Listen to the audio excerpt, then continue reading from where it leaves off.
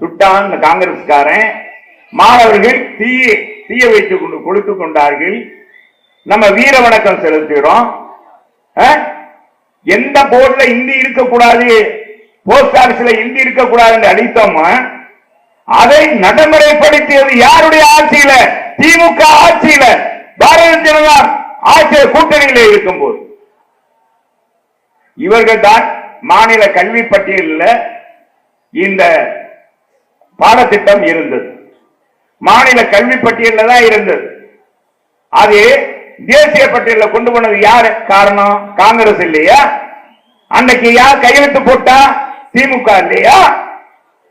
அதே மாதிரி ஜல்லிக்கட்டுக்கு இன்னைக்கு ஜல்லிக்கட்டுக்கு பாத்தீங்கன்னா இங்க ஒரு அமைச்சர், பொறுப்பு அமைச்சர் போட்டிருக்காங்க. பேர் என்னங்க? மூர்த்தி. உங்களுக்கு தெரியும், வணிகவரித்துறை அமைச்சர். அவர் என்னன்னா அங்க ஜல்லிக்கட்டு நடத்துற ஒவ்வொரு தொகுதி சார்பாக ஜல்லிக்கட்டு, உனக்கு வெக்கமான ரோசம் திமுக கொஞ்சமாச்சு இருக்காடா? இதே ஜல்லிக்கட்டை நிறுத்துவதற்கு காரணமாக இருந்த நீங்க தானே காங்கிரஸோடு சேர்ந்து கொண்டு அன்றைக்கு காளைகளை வனவிலங்கோடு சேர்த்த பொழுது கையெழுத்திட்டவரியா நீங்கள் அல்லவா? அப்படி செய்துவிட்டு அந்த மாணவ பட்டாளன் எழுந்தவுடன் நம்ம போராடி நம்ம காலத்தில் அதிமுக ஆட்சியில மீண்டும் ஜல்லிக்கட்டை நடத்த உரிமை பெற்றது அண்ணா திராவிட முன்னேற்ற கழகம்.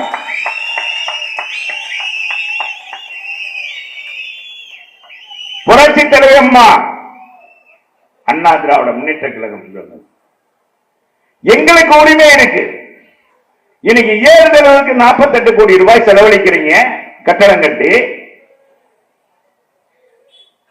அங்க ஜல்லிக்கட்டை பெருமைப்படுத்துறீங்க. காலையில் வளர்க்கறதுக்கு 1000 ரூபாய் கொடுக்கிறோம், நீங்க கொடுத்தீங்களா? தேர்தல் அறிக்கையில இருக்கு. எல்லாமே இந்த திமுக வேஷம் போட்டு இன்னைக்கு தேர்தல் நேரத்தில் இப்ப வாக்குறுதி கேட்டு வாங்கிட்டு இருக்காங்க.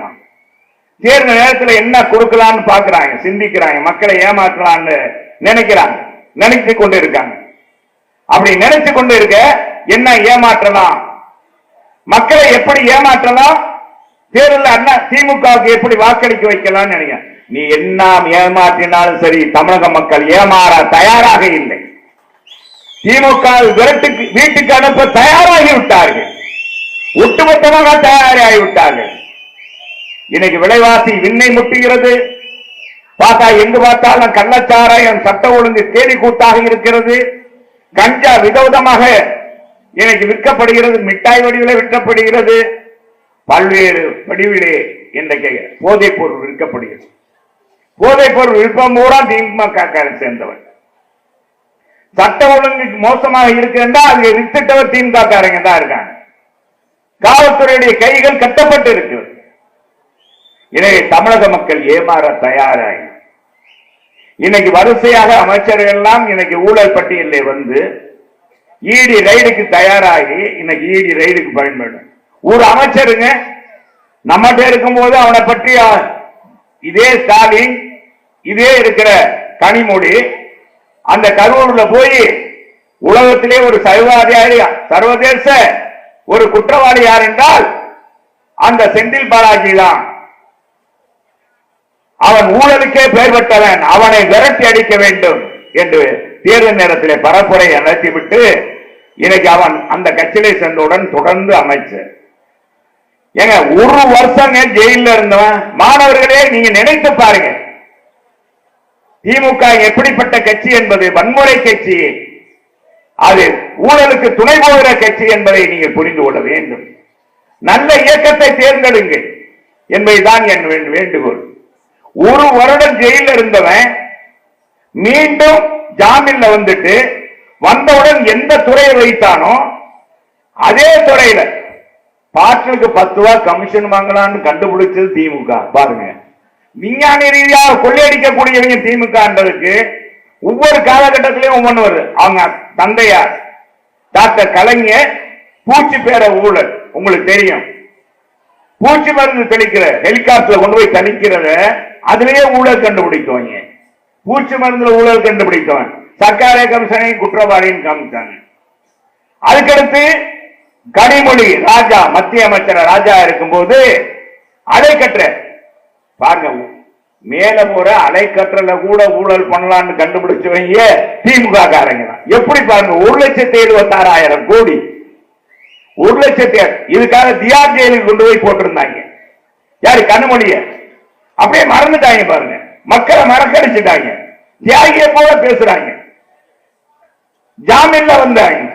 ஜாமீன்ல வந்து 6 மாதம் திகார் ஜெயில இருந்து வெளியே வந்துட்டு அவங்க கட்சி எப்படிப்பட்ட கட்சி நீங்க புரிஞ்சுக்கணும். எந்த இனிமேல் கலைஞர் சொன்னார், கலைஞர் இருக்கும்போது இனிமேல் நான் காங்கிரஸோடு கூட்டணி வைக்கவே மாட்டேன் அப்படின்னு கலைஞர் சொன்னார். அவங்க இன்னைக்கு இருக்க முதலமைச்சர் என்ன சொன்னாரு?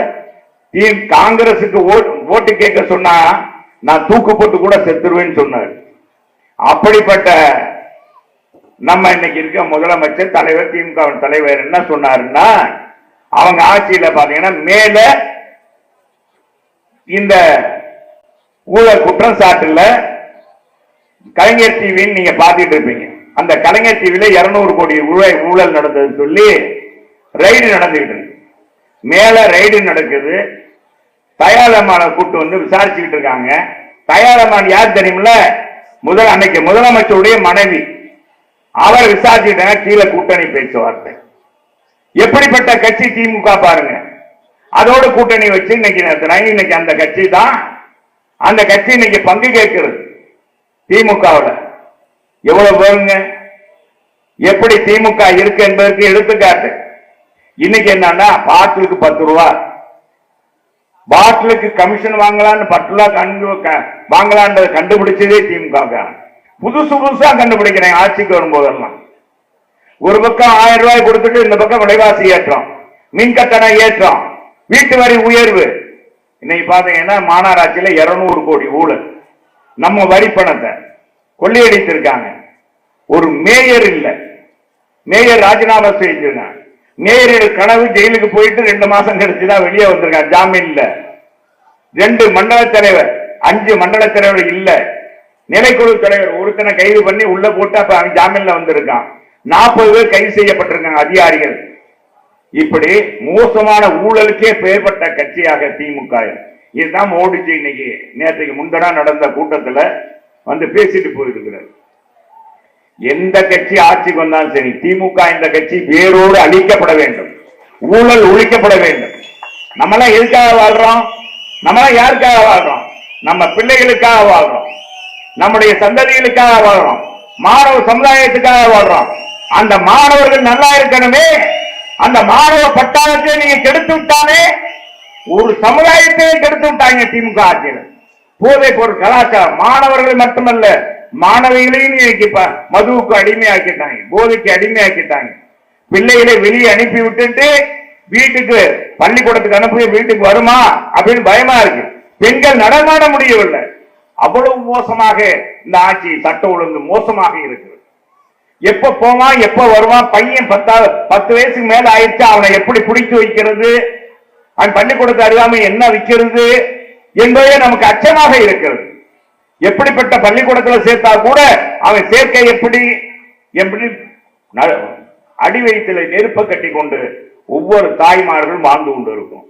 ஆனா அண்ணா திமுக ஆட்சியில எப்படி இருந்தது? சந்தன கடத்த வீரப்பனை சுட்டு பிடித்த யார் என்றால் மனித புரட்சி தலைவி அம்மா. ராணுவத்தாலே பிடிக்க முடியல, துணை ராணுவத்தாலே பிடிக்க முடியல வீரப்பனை.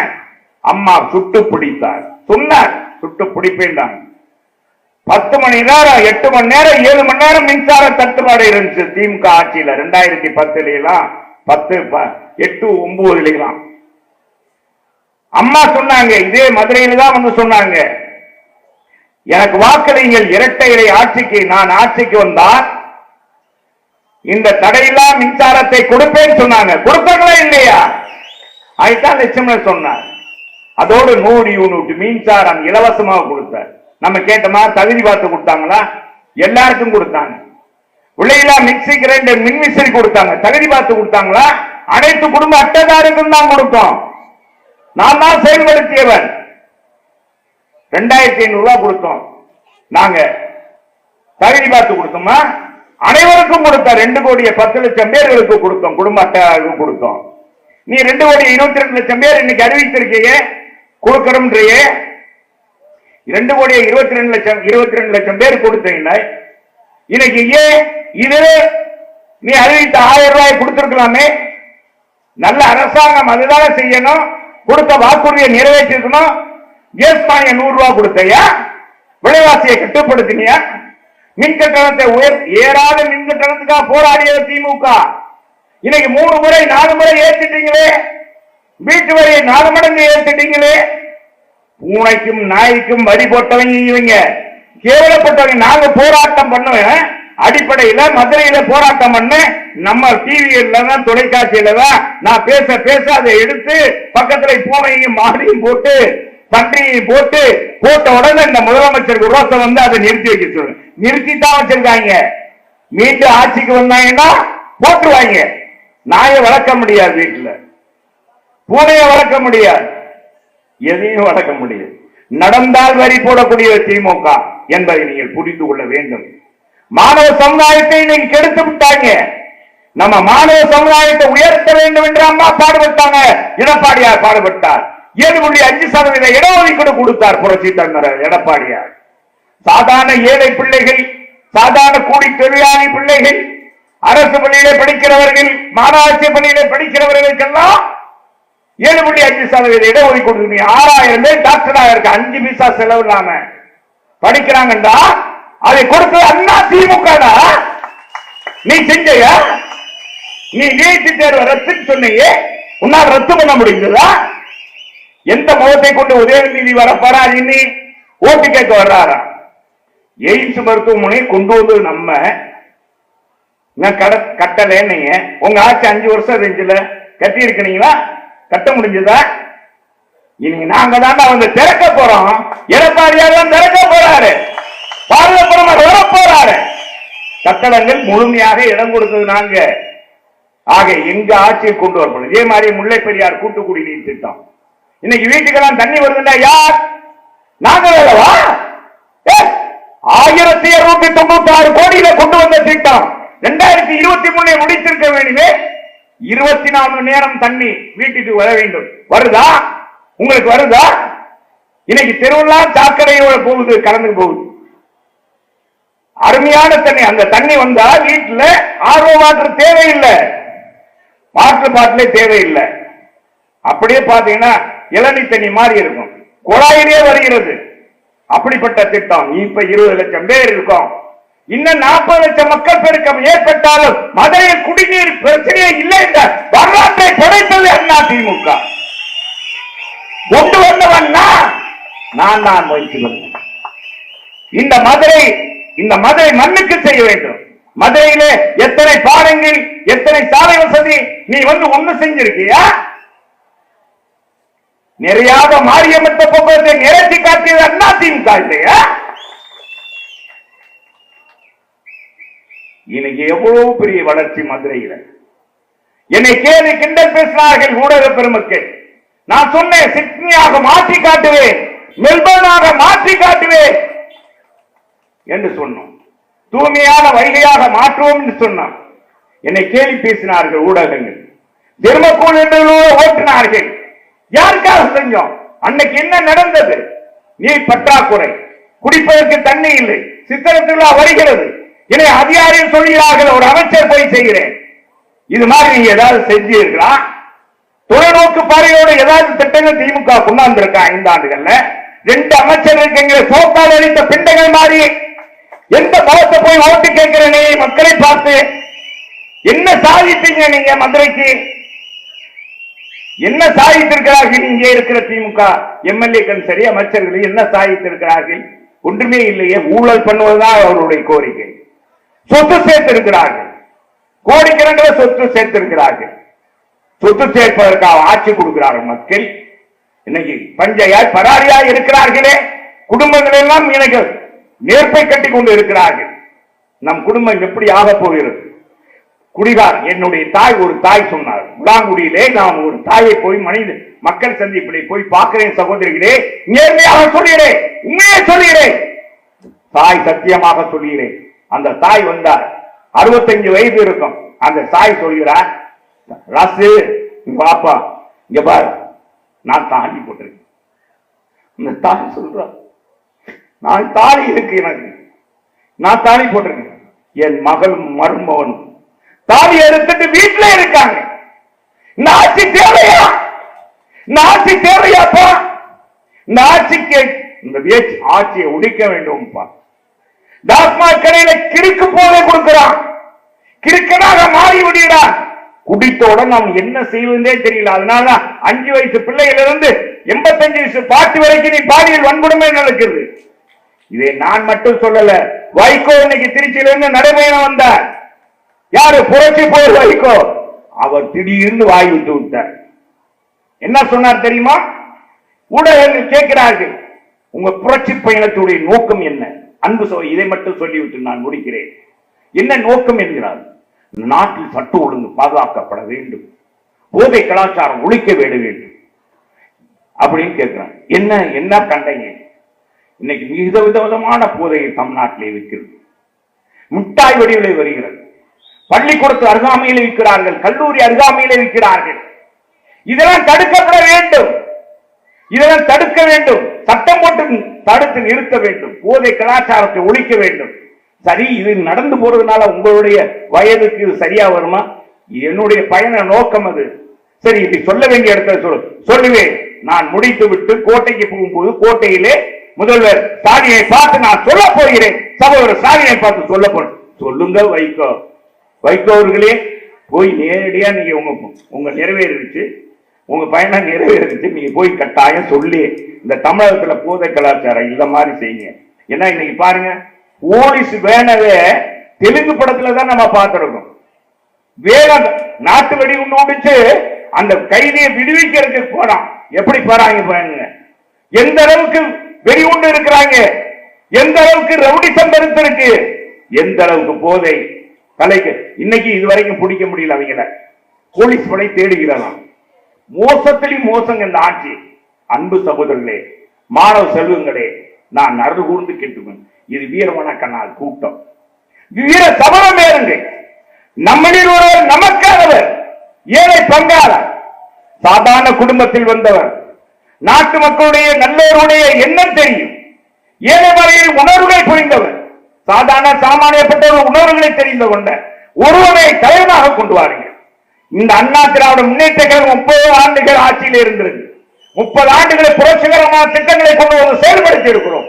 மாணவர்களுக்காக, இளைஞர்களுக்காக, மகளிருக்காக, விவசாயிகளுக்காக விலையில்லா மின்சாரம் கொடுத்தது அண்ணா திமுக. இப்படி எண்ணற்ற திட்டங்களை கொடுத்த அண்ணா திமுக. மாணவ சமுதாயத்திற்காக குரல் கொடுத்த அண்ணா திமுக. இருமொழி கொள்கையை கொண்டு வந்த அண்ணா திமுக. மொழிக்காக மாநாடு நடத்திய அண்ணா திமுக. இரு மாநாடு. புரட்சி தலைவர் 5ஆம் உலக தமிழ் மாநாட்டை மதுரையிலே நடத்தினார். புரட்சி தலைவர் அம்மா அவர்கள் 8ஆம் உலக தமிழ் நாட்டை தஞ்சையிலே நடத்தினார். இன்னைக்கு தமிழ் ஒரு மொழிக்காக பல்கலைக்கழகம் இருக்கின்றால் அது தமிழுக்காக அதை கொண்டு வந்த பெருமை அண்ணா திமுகவுக்கு தான் உண்டு. மதுரையில உலகமே போட்டு இந்த உலக தமிழ் சங்கம், அதே மாதிரி மொழிக்காக பல்கலைக்கழகம், தஞ்சையிலே பல்கலைக்கழகம், இத்தனையும் கொண்டு வந்து அண்ணா திமுக என்பதை நீங்கள் புரிந்து கொள்ளுங்கள். நம்முடைய இலங்கை தொட்டில் குழந்தை உறவுகள், தொட்டில் குழந்தை உறவுகள் என்று சொல்லப்படுகிற நம்முடைய பிள்ளைகள், நம்முடைய சகோதரர்கள், இலங்கை தமிழர்களுக்காக அவருடைய போராட்டத்தை முன்னின்று நடத்துவதற்கு ஈழ போராளிக்கு பணம் கொடுத்து உதவியது அண்ணா திமுக. புரட்சி தலைவர் எம்ஜிஆர், பிரபாகரனுக்கு பண உதவிய புரட்சி தலைவர் எம்ஜிஆர் என்பதை நீங்கள் புரிந்து கொள்ள வேண்டும். அந்த ஈழ தமிழர்களை கொண்டு குவிப்பதற்கு காரணமாக இருந்தது திமுக காங்கிரஸ் கூட்டணி. இதை மோடிக்காக பாடுபடுகிற மொழிப்போர் தியாகிகளின் நான் என்றால் கேட்கிறேன். அன்பு மாணவ செல்வங்களே, அடுத்த தலைமுறையே பட்டாப்பூச்சிகள், இந்த பட்டாசுகளுக்காக இடம் கொடுக்காதீர்கள், மின்மணி மத்தாப்புகளுக்கு இடம் கொடுக்காதீர்கள். அதெல்லாம் கதைக்கு உதவாது. உண்மையான வீடிகள், மாணவ உண்மையான தமிழக மக்களுக்கு நல்லதை கிடைக்க வேண்டுமானால் அண்ணா திமுக தான் முடியும். சிலர் வருகிறார்கள், புத்திசிலை போல வருவார்கள், வந்தவுடன் நாங்கள் புதிதாக ஆட்சி கொடுத்து விடுவோம் என்றெல்லாம் அதெல்லாம் அந்த பப்பெல்லாம் வேகாது, யாருடைய பப்பும் வேகாது. தமிழகத்திலே என்பதை நீங்கள் புரிந்து கொள்ள வேண்டும். எனவே தாய்மார்களே, இளைஞர்கள், நீங்கள் இந்த மாதிரி நடிப்புக்கு இதுக்கெல்லாம் போய் நடிப்பை வைத்து ஏமாந்து விடாதீர்கள். அவர்களுக்கு இந்த கொள்கை இருக்கா? படத்திலே கொள்கை உண்டா? என் தலைவன் இன்றைக்கு நான் குடிக்காம இருக்கிறேன், இன்னைக்கு ஒழுக்கமாக இருக்கிறேன், மக்கள் பணி ஆற்றிக் கொண்டு இருக்கிறேன், என்னை எவனும் நான் பண்ணில நாக்கை போட்டு பேச முடியாத அளவுக்கு ஒழுக்க சீலனாக இருக்கிறேன். என் தலைவன் புரட்சித் தலைவர் எம்ஜிஆர் கற்றுக் கொடுத்த பாடம் தான். இது மாதிரி எந்த நடிகனாவும் செய்திருக்கானா? நான் இந்த நேரத்தில் சொல்றேன், அறைவு விடுகிறேன். எந்த படத்திலாவது குடிக்காமல் இளைஞர்கள் நல்வழிப்படுத்த வேண்டும், நல்ல நோக்கத்திற்காக பாடுபட வேண்டும் என்று ஏதாவது பிள்ளைகளை கற்றுக் கொடுத்திருக்காங்க, எந்த நடிகனாலும் செய்திருக்கானா என்பதை எண்ணி பாருங்கள். எனவே எந்த இதுக்கும் ஆளாகாமல், எந்த நடிகர் பேச்சுக்கும் ஆளாகாமல், இளைஞர்களே, இங்க வந்திருக்கின்ற இளம் சிங்கங்களே, தாய்மார்களே, நல்லாட்சி மலர, நாட்டிலே நல்ல திட்டங்கள் தொடர, ஏழைகள் வளர, இது நாட்டிலே சட்ட ஒழுங்கை பேணி காக்க, போதை கலாச்சாரத்தை ஒழிக்க, அண்ணா திராவிட முன்னேற்ற கழக ஆட்சி அமைய, அண்ணன் எடப்பாடியார் மீண்டும் முதலமைச்சராக நீங்க ஆதரவு தாரி என்று கேட்டு வாய்ப்புக்கு நன்றி உறுதி முடிக்கிறேன். நன்றி, வணக்கம்.